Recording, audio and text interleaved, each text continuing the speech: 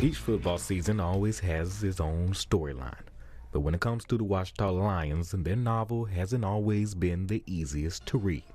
There have been pitfalls, setbacks, and just a lack of happily ever afters. But this year the Lions took ownership, decided to write a new narrative. They now sit with their best start to the season under head coach Benjy Lewis at 4-0, a completely different feeling from past years.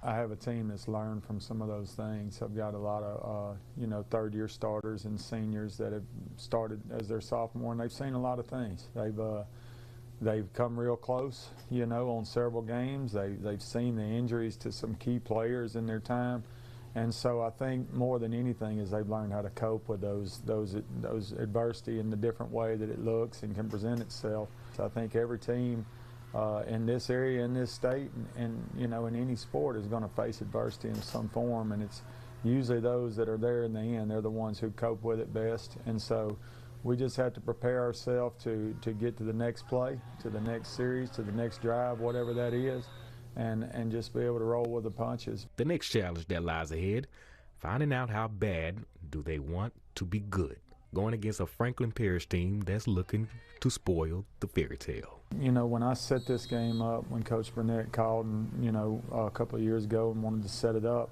I liked it from the standpoint of, and I didn't know at that time just how many they did have that would develop, but I liked it because of the atmosphere at Franklin Parish. They flood that stadium on Friday nights for their Patriots, and so for us, it's a somewhat of a hostile environment, and I don't want to use that word in a bad way, but it's a playoff atmosphere. I told our guys last year when we beat them, I said that team probably doesn't lose another game, the rest of the year, and through the regular season they didn't.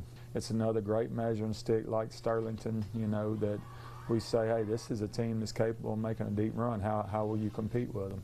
Our enemy lines are being drawn for the rematch of last year's 51-47 shootout.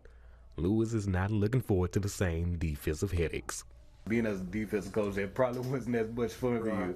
Do you think we'll have, any chance that we see that again this year? I mean, you've got two offenses that are performing at a high level. I think last year we were not as, as proficient in that aspect. We leaned on special teams, because defensively we weren't getting them off the field either. I think that they do a great job over there coaching them up offensively and defensively. They've obviously got great athletes, as do we. With all the athletes around, skilled guys on both sides, the game probably comes back down to the line of scrimmage and who's willing to win in the trenches. They've got some great guys, as do we, and I think that's where you'll see the tail of the tape, so to speak, on Friday night, is who's able to control those lines of scrimmage. Covering high school football, I'm Jeremy Bryant.